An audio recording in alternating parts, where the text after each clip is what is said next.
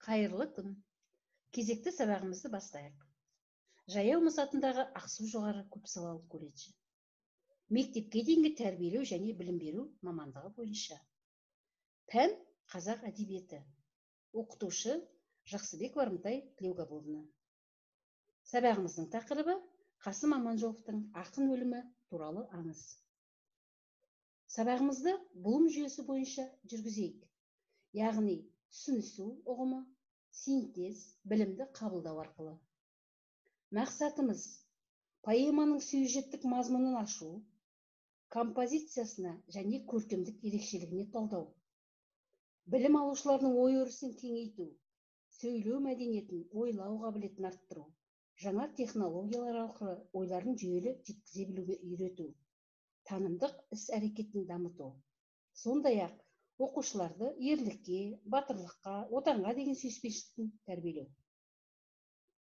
Бүгінгі сабағымыздың айдарын Дара ақынның мына бір жыр шумақтарынан бастасақ. Ей тәкаппар дүние, маған да бір қарашы, танисың ба, сен мені, мен қазақтың баласы.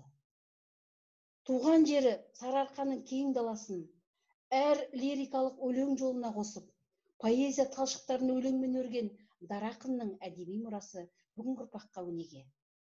Жаңа материалды меңгеру бойынша назарларында сабақ жоспары. Осы тұста талантты дарын иесі Қасым Аманжолов туралы баяндап кетсек. Қасым Аманжоловтың орда бұзар шағы соғыспен тұспа-тұс келді де майданға аттанды. Шығыста да, батыста да шарлады. Ауыр қиыншылықтарға кездесті. Ол қатардағы солдат бола жүріп, сұрапыл соғыста да өлең жазды. Ол жан серігі қаламын қолынан тастамай, жауынгерлердің ерлігін, ұлан байтақ жеріміздің тамаша сұлу көріністерін, адам өмірінің үлгі өнегелі кезеңдерін қалам ұшына тізе білген ақын. Суреттегі Қасым Аманжолов пен Абдолла Жұмағалиев қос дарын, әдеби мол мұра қалдырған талант иелері.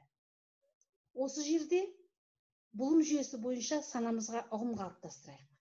Мына суреттен екі ақынның ұқсастығын көруге болады. Ал енді балалар, сабағымыздың қабылдау жүйесіне көшсек. Қасым Аманжолов ақын өлімі туралы аңыз поэмасын ауруханада ауырып жатқанда жазды. Шығарма Ұлы Отан соғысы даласында жаудың қоршауында қалып, ерлікпен қаза тапқан Абдолла Жұмағалиев туралы айтылады. Көптеген ақын жазушыларымыз осы поэмаға ұтымды өткір ойлар қалдырған. Соның бірі Әбділда Тәжібаевтың мына бір пікіріне құлақ ассақ. Ақынның соғыс тақырыбына жазылған жақсы өлеңдерінің ең биік шоқтығы Абдолла. Бұл батырдың қанымен жазылған. Әр сөзі оқ боп атылған, от боп шашылып тұрған оптимистік трагедия деп баға берген. Ал енді өздеріңе жіберілген толық мазмұнды сабағымыздың құрылымын саралай отырып, басты тақырыпқа зер салайық. Бұл бөлікті поэзия минуты деп алдық. Яғни, ақын өлімі туралы аңыз жанр бойынша поэма болып саналады. Поэма деп белгілі бір оқиғаны өлеңмен баяндап айтатын, жыр толғау түрінде келетін көлемді шығарманы айтамыз. Бұл поэма небәрі 220 жолдан тұрады. Олай болса, балалар, сілтемені ашып, поэманы оқып, талдап, төменгі топтық тапсырмаларды жүйемен орындап, нақтылау сұрақтарына жауап жазасыздар.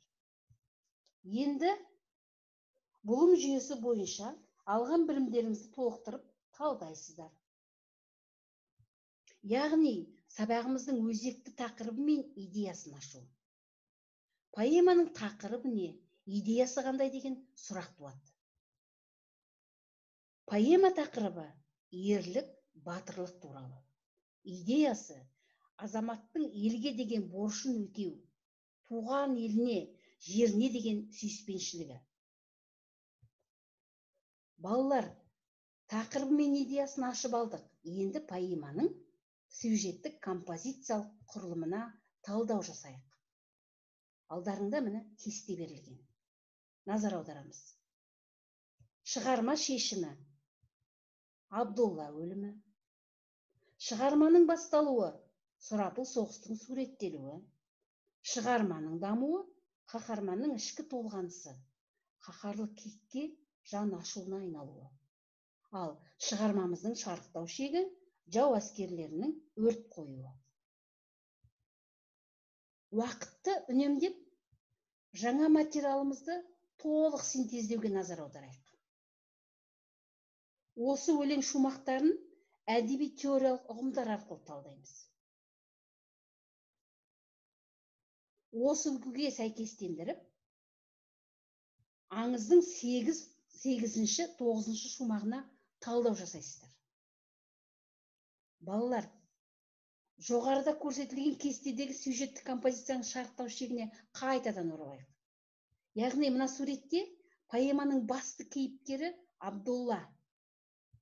Поэмада өмірінің ақтық демі біткенше арыстан шалысады. Ақын бұл образға мінездеме бере отырып, жау қоршауында от ортасында қалған батырдың бір сәттегі ерлігісін жан-жақты ашуға тырысқан. Енді дәптерлеріңе поэманы пайдалана отырып, Абдоллаға мінездеме беріп, Абдоллаға арналған бейнелі сөздерді табасыздар.